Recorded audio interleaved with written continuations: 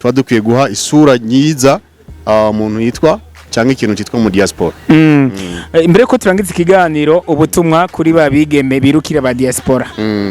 Bo nibaza yuko abigeme n'abantu Imana yaremanye ubwenge baba bakwiye kubukoresha rero kuko hari benshi usanga batsitajwe n'ibyo bita akamanyu k'umutsima ugasanga no munsi baze baraba ba diaspora sawa si bibi kugendana nabo canke kukundana nabo ariko baze baraba abafitiye imigambi myiza apana abari muri profit bitwaje kaya ka dollar. For example kuri wewe ndakeka ko harabigeme wapimye urukundo bagukunda bijanye nuko wabaye mu diaspora. Ni benshi nibobura nivyobura nanje urumva mbaye ntakundwa nanje sino ariko harabagukundira mu diaspora uri mwiza uri HP handsome boy ariko hari abandi bagukunda kubera ko uri mu diaspora bagukundira amadolari hari ego nivyo ariko girira ikigongwe Simona nibaza ubuzima bwo gupanga ngahora nibaza ababayeho dupanga buri kwezi amafaranga badusaba amafaranga nkama nibaza yazova nabona n'akazi yo kazova nyene inzuwe Igozani TV, Igozani TV, wikurikirane. Ni ku bakunzi ba Igozani TV tuba tubari kugira ngo tubandanye tuba update. Turi kumwe na Tiken Pablo. Tukuramutse cyane kuri Igozani TV. Ni sawa. Uraberewe bro? Merci. Ubundi Gitega ni inshuro ya kangahe ushika mu gisagara ca Gitega? Gitega nari matse kwaca ndengana ariko ngo bwa mbere ndahamaze umwanya. Tiken Pablo ni umuntu nde kugira ngo tukumenye neza abakunzi ba Igozani TV bakumenye mu nzira yagutse. Tiken Pablo ni umuririmbyi wa kera cyane nibaza ko abakurikirana umuziki baranze kuva kera kiretse ko nigeze kumara umwanya nahagaritse umuziki nagiye kurangura amabanga mu gihugu ca Dubai ariko nibaza ko haheze igihe cy'imyaka 3 ngarutse muri music nibaza ko benshi bakurikiranye comeback yanje bazi imiziki nagenda akora ko ari imiziki miza kandi yagiye irakunda. Nta nkeka muse turimbo twishi twagiye turakundwa ariko hariho kakandi siniwe ndakavuga twibutse gato udukoreye mu gahogo gato ya ndirimbo yawe yakundwa ku buryo bw'uko n'umwana w'Igitega anayizi ya kera cyane kera cyane abantu bamenye kuri One Day Must abagiye biturire urajya ni mumeko abafumbatisha n'abafumbatishwa muri mba mwigera abanyonyezi tunga murakomvomvoka bo abo nabo barazi gacererengesha gira ikigongwe nge n'inzu gira ikigongwe n'izindi hari anja ndirimbo mwaririmbanye na Mukombozi nge n'inzu ariko Mukombozi waramuhotera ariko kwera ari ngira ngo namwishyuza no kwezi kutarahe yego nibisanzwe kuya hagituko tutanga ubutumwa kugira ngo abazokurikirana indirimbo bashobore kubona ibyo twaririmbye. Wari ufise kumbure abibagije ati kumbure Tiken Pablo yarabaye mu buzima bwo gupanga cyane bituma iyo ndirimbo imutusha canke imukora ko ayikoramwo indirimbo kugira ngo kumbure agaragaze akababora yabayemwe mu buzima bwo gupanga kumbure nivyo musatirizi yumvire canke biri mu buzima wabayemo nivyo biri mu kuri kubera ko na general biciyemwo naraciye mu buzima bwo gupanga nibaza ko ubuzima bwo gupanga nga mu Burundi abantu hafi ya twese n'abari banye n'amazu no munsi baba baraciye mu buzima bwo gupanga benshi 90% baba barapanze rero na Pablo Tiken yarabiciyemwo ndazi souffrance muwaba urimo ni nayo mpamvu niyumviriye kubiririmba narabibayemo nashatse kugira ngo mbe umuvugizi w'abo bantu rero sinafuye kubiririmba gutyo nanjye ndabizi narabibayemo kandi muwaba birimwo kuruha kubirimwo ndabizi ni naco bituma twarangije twifuriza ati nuri umupanga yo no munsi ejo Imana izimufashe muhezagire azacikenye n'inzu. Diaspora ni izina rimaze gutwazinda abana babigeme benshi cyane mu bisigara bitandukanye. Wowe diaspora kumbure uriha iryo zina diaspora uriha ID ya diaspora ni idea ni boss nkuko bavyise babara abantu basanzwe babaha hafi hanze y'igihugu. Rero niko vyitwa hariyo rero abaca bavyitwaza kugira ngo babitware nabi babiprofitire bajya abana kubera ko bivanye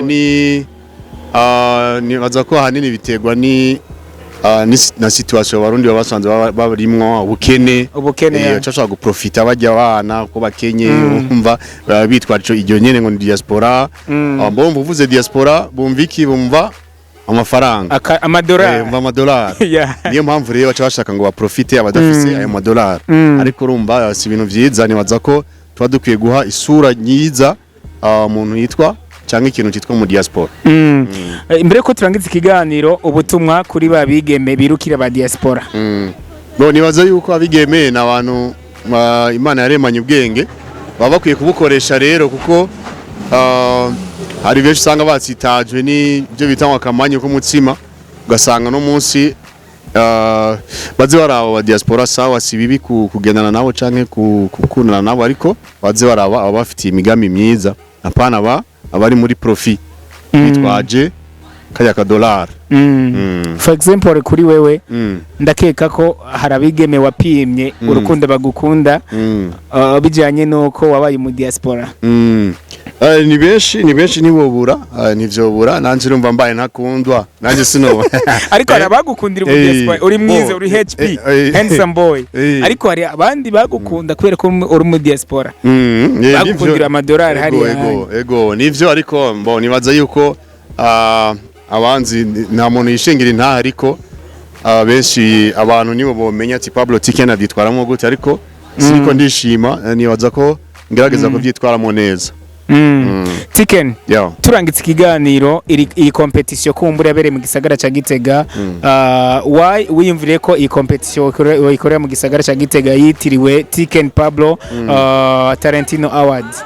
Iyi competition nibaza yuko iyi competition sijewe niyumvire kuyikora, ni competition isanzwe ihari kiretse kuba ariko ariho abantu benshi bagiye kuyimenya. Rero iyi competition abayorganije ni Radio Humuriza FM, jewe nabaye bwitabira kamo banteye, hama nibaza yuko nagerageje kwitabira kabiri akamo banteye kugira ngo ndarifate mu mugongo. Niyo mpamvu competition isanzwe ari Nyagitega, sije natumyiza Igitega. Jewe nabaye bwitabira akamo, nibaza yuko ni icyumviro ciza, ahubwo n'ayandi n'izindi ntara zifite amaradio zari zikwiye kuorganiza ibintu nk'ibi.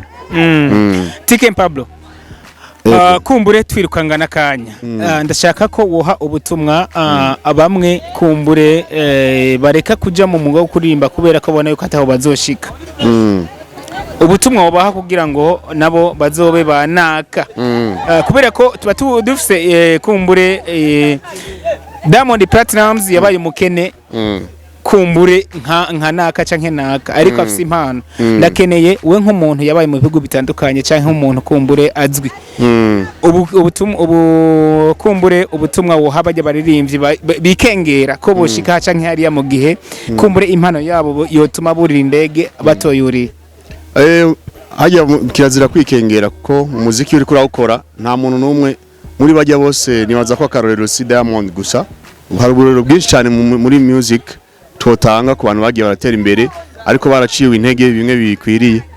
Rero twese byaraduciye ko iyo turiko turaririmba kenshi arabaza ama commentaire bakandika ibyo bandika, ugiye byishinga rero ushobora guca intege. Nibaza ko aba uno munsi batwaye buno bushimwe, uno munsi n'ubushimye butoyi, ariko bushobora kubaha icyizere cejo hari imbere.